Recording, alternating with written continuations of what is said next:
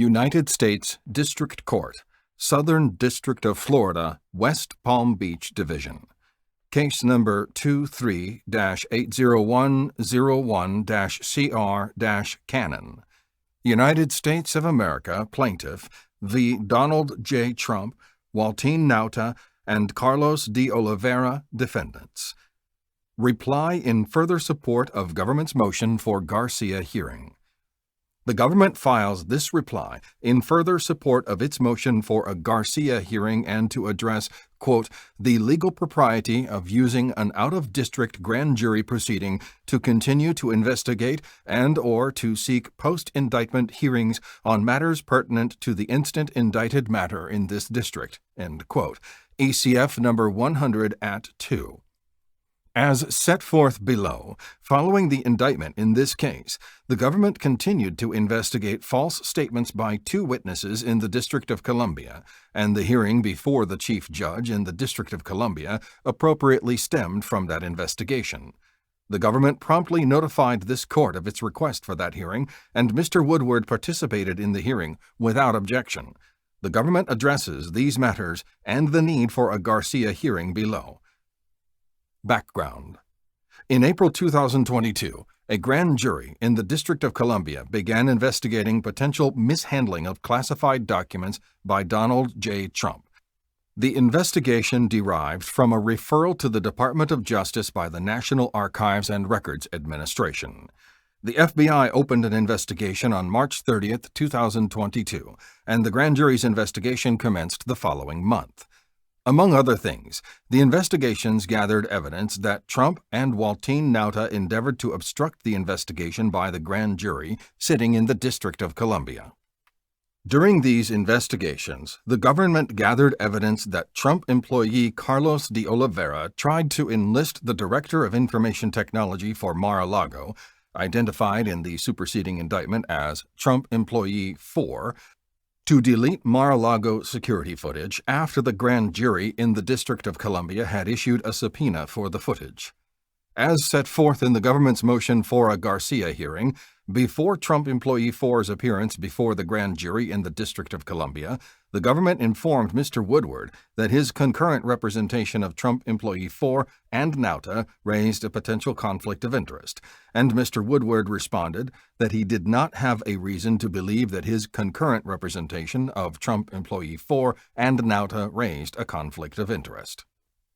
When Trump Employee 4 testified before the grand jury in the District of Columbia in March 2023, he repeatedly denied or claimed not to recall any contacts or conversations about the security footage at Mar-a-Lago. In testimony before the grand jury, de Oliveira likewise denied any contact with Trump Employee 4 regarding security footage. The government's evidence indicated that the testimony by Trump Employee 4 and de Oliveira was false.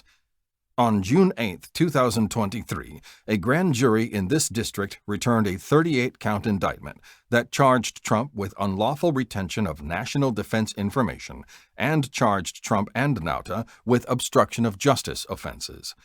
The indictment did not name de Oliveira as a defendant or contain charges regarding the efforts to delete security footage. The government thereafter continued to investigate the false statements by Trump Employee 4 and de Oliveira in the District of Columbia.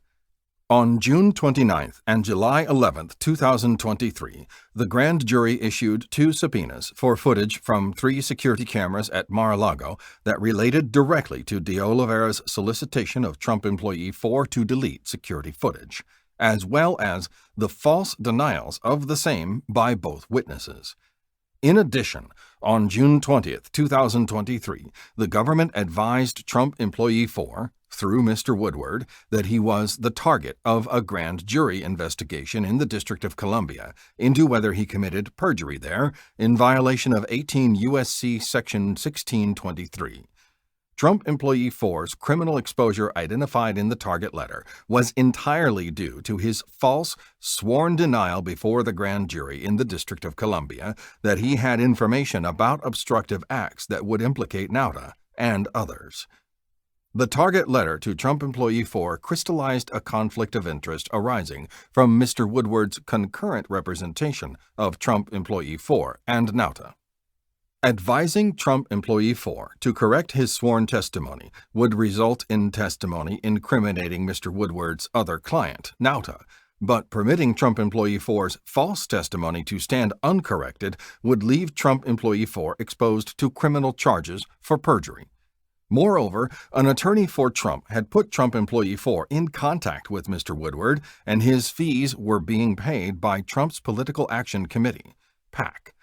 See, in Regarding Grand Jury Investigation, explaining that potential conflicts can be, quote, further heightened by the financial dynamics of joint representation, end quote, where, for example, a client, quote, did not independently select the, end quote, attorney, but instead had the attorney, quote, pre-selected for them by the attorney to the person who is the central focus of the grand jury proceedings, end quote. On June 27, 2023, consistent with its responsibility to promptly notify courts of potential conflicts, and given the prospective charges for Trump Employee 4 faced in the District of Columbia, the government filed a motion for a conflicts hearing with the Chief Judge of the United States District Court for District of Columbia, Boasberg, C.J., who presides over grand jury matters in that district. The government notified this court on the same day by sealed notice of the filing in the District of Columbia. Mr. Woodward raised no objection to proceeding in the District of Columbia regarding Trump Employee 4.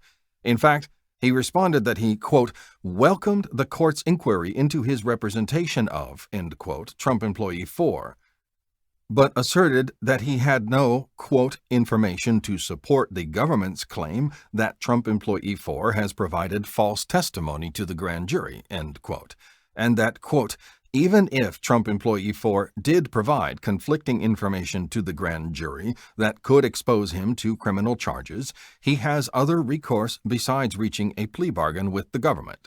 Namely, he can go to trial with the presumption of innocence and fight the charges against him, end quote. According to Mr. Woodward, if Trump Employee 4, quote, wishes to become a cooperating government witness, he has already been advised that he may do so at any time, end quote. Chief Judge Boasberg made available independent counsel, the first assistant in the Federal Public Defender's Office for the District of Columbia, to provide advice to Trump Employee 4 regarding potential conflicts. On July 5, 2023, Trump Employee 4 informed Chief Judge Boasberg that he no longer wished to be represented by Mr. Woodward and that, going forward, he wished to be represented by the first assistant federal defender. Immediately after receiving new counsel, Trump Employee 4 retracted his prior false testimony and provided information that implicated Nauta, De Oliveira, and Trump in efforts to delete security camera footage, as set forth in the superseding indictment. The government anticipates calling Trump Employee 4 as a trial witness and expects that he will testify to conduct alleged in the superseding indictment regarding efforts to delete security footage.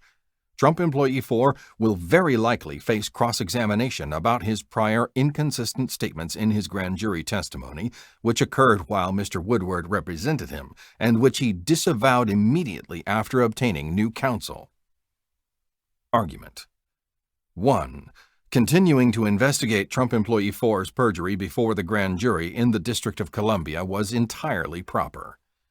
It is well established that after defendants have been charged in an indictment, the government may continue to use a grand jury, quote, to investigate other persons who were not charged in the initial indictment, end quote, or to, quote, explore the possibility of filing additional charges against the same defendants, end quote. Even if the grand jury does not ultimately return new charges, quote, if in the course of such legitimate investigative efforts the prosecution obtains evidence that is relevant to the pending case, it can use that evidence at trial, end quote. To be sure, quote, the grand jury cannot be used solely or even primarily to gather evidence against an indicted defendant, end quote. But, quote, the law presumes, absent a strong showing to the contrary, that a grand jury acts within the legitimate scope of its authority, end quote. And the defendant has the burden of showing that the government's use of the grand jury was improper. Following the indictment in this district, it was appropriate to use the grand jury in the District of Columbia to investigate false statements by Trump employee 4 and de Oliveira. Neither individual was named in the indictment against Nauta and Trump, and venue for changes based upon their false statements in the District of Columbia would lie only in that district. It therefore necessarily follows that the grand jury was not used, quote, for the primary purpose of strengthening its case on a pending indictment or as a substitute for discovery, end quote, even if that, quote, may be an incidental benefit, end quote. The decision in Beasley is instructive. After the indictment, the government gave a witness who had previously testified before the grand jury the opportunity to recant his false testimony, and the witness recanted and testified against the defendant at trial. The Court of Appeals found that it was, quote, not improper and indeed totally consistent with the duty of federal prosecutors to advise a witness that there exists a serious doubt or question about that witness's testimony, end quote. The court determined that, quote, the primary purpose of calling the witness before the grand jury after the indictment was not one of gathering evidence against, end quote, the defendant, but instead, quote, was to present to the grand jury the question of false statements under 18 U.S.C. Section 1623 or provide an opportunity to recant, end quote. A claim of improper use of the grand jury here is even further afield than in Beasley.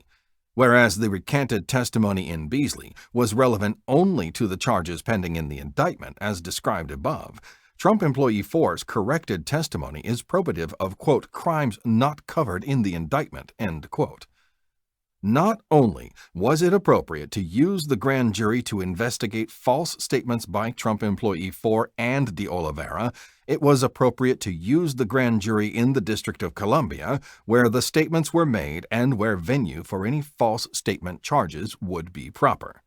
See United States v. John, 11th Circuit, 2012, unpublished, concluding that venue for a violation of 18 U.S.C. Section 1001 is, quote, proper only in the district or districts where the defendant made the false statement, end quote.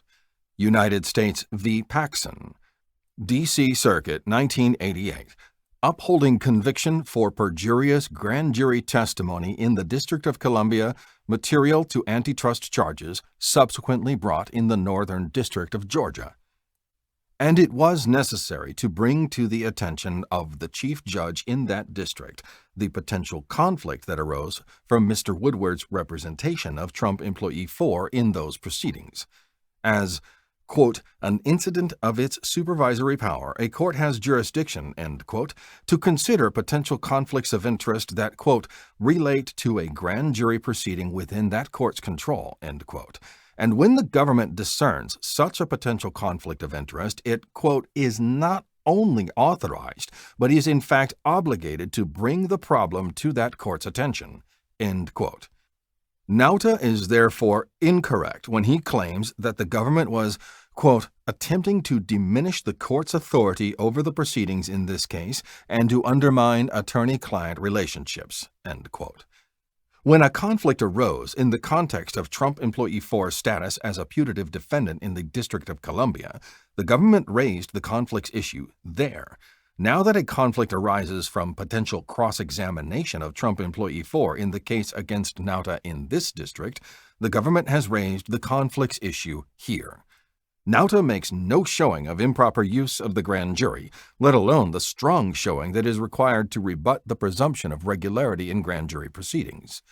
The circumstances here foreclose a contention that the grand jury was used merely as a discovery tool to support the charges in the pending indictment, and Nauta's reliance on cases that apply this established rule, including National Window Glass Workers, is unavailing.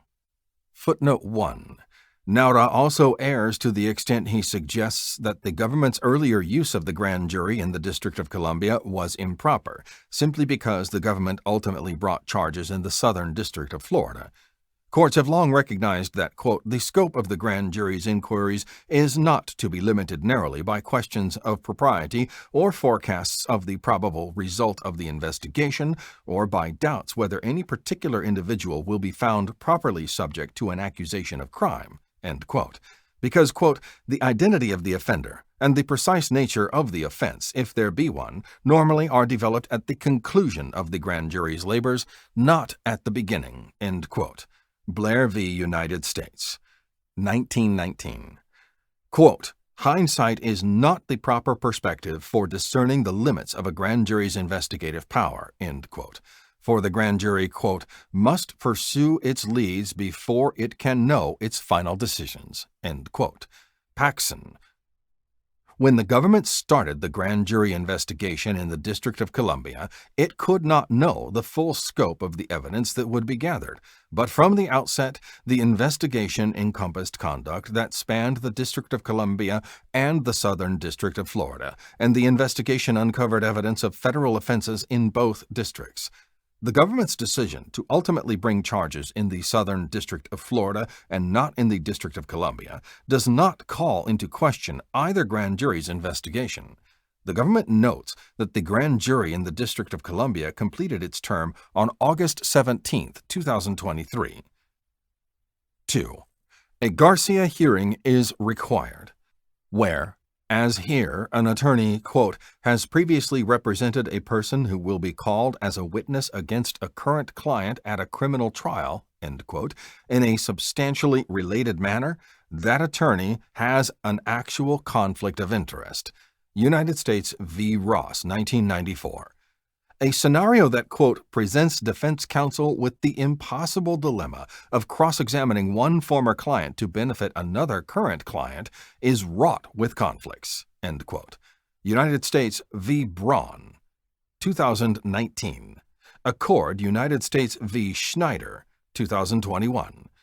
When the government intends to call defense counsel's prior client as a witness against the defendant and, quote, vigorous cross-examination, end quote, of that witness is required, defense counsel's prior representation of the witness renders him, quote, unable ethically to provide that cross-examination, end quote. Wheat v. United States, 1988. Thus, Mr. Woodward's successive representation of Nauta and Trump Employee 4 squarely implicates his ethical obligations. Even if Mr. Woodward was, quote, unaware at the time he represented Trump Employee 4 that his client might give testimony that would incriminate Nauta, he is certainly aware now. This court should decline Mr. Woodward's invitation to hold the entire GARCIA hearing ex parte. While it may be appropriate to conduct portions of the hearing ex parte, for example, if the court were to find it necessary to inquire into attorney-client communications between Mr. Woodward and Nauta, the need for judicial inquiry into conflicts of interest derives from the interests of the court and the government in ensuring that the proceeding is conducted according to the applicable legal and professional standards. 3. It would be error to suppress Trump Employee 4's testimony. Nauta contends that if the court finds a conflict, it should preclude Trump Employee 4 from testifying at trial rather than employ more routine remedies. That proposed remedy is contrary to precedent and, except for the district court ruling reversed in United States v. Messino, 1999, would appear to be unprecedented. Courts have rejected exclusion of evidence as a remedy to avoid a conflict of interest, concluding that evidence that is, quote, relevant to the government's case, end quote, should not, quote, be excluded to accommodate a defendant's choice of counsel, end quote. United States v. Urbana, 1991. See Messino. United States v. Lech, 1995. Exclusion of probative testimony, quote, is an extreme sanction and would only harm the interests of justice, end quote. A, quote, defendant's choice of counsel should not, quote, take precedence over the government's discretion in deciding what charges to prosecute and how to present its case, end quote. United States v. Pungator, 1990. Messino, on which Nauta principally relies, directly undermines his argument. There, the district court excluded testimony from defense counsel's former client to avoid a serious conflict of interest, emphasizing that the conflict came to light on the eve of trial and would have required disqualification of the attorney who had represented the defendant, quote, in several related proceedings over the space of 8 years, end quote, making it, quote, a practical impossibility to appoint new counsel who has comparable experience and knowledge of the case, end quote. The Seventh Circuit reversed, concluding that although counsel's disqualification would have, quote, regrettable consequences, end quote, those consequences could not outweigh, quote, the probative value, end quote, of the witness's testimony. The testimony by Trump Employee 4 is similarly highly probative and unavailable from other sources, and the ample pretrial notice provided here presents the opportunity to ameliorate any potential negative consequences resulting from the conflict. For example, the court may consider whether Mr. Woodward has taken adequate precautions to ensure that co-counsel is fully walled off from whatever client confidences Mr. Woodward learned during his representation of Trump Employee 4. And whether Nauta would agree to cross-examination of Trump Employee 4 by walled-off co-counsel. To be sure, the Messino court, quote, declined to create a per se rule against excluding evidence to remedy a conflict of interest, end quote. But Nauta has not identified any case, and the government is unaware of one, in which a court has excluded evidence to avoid a conflict on facts remotely similar to this case, where the government put Mr. Woodward on notice long ago about potential conflicts, and he is now seeking to affirmatively use those conflicts to gain a tactical advantage at trial by excluding highly incriminating evidence to the benefit of not only his own client but also a co-defendant, Trump, whose PAC is paying his legal fees. The court should not countenance this maneuver. Conclusion. The grand jury proceedings in the District of Columbia were entirely proper. The court should hold a GARCIA hearing with Mr. Woodward's clients present and independent counsel available to provide them with advice should they so desire it. Respectfully submitted, Jack Smith, Special Counsel, New York Bar Number 2678084. By, signed, David V. Harbach II, Assistant Special Counsel, Special Bar ID Number A55030068, 950 Pennsylvania Avenue Northwest, Washington, D.C. 20530. Julie A. Edelstein, Senior Assistant Special Counsel, Special Bar ID Number A5502949. J. I. Bratt, Counselor to the Special Counsel, Special Bar ID Number A5502946. Michael E. Thakur, Assistant Special Counsel, Florida Bar Number 1011456. August 22, 2023.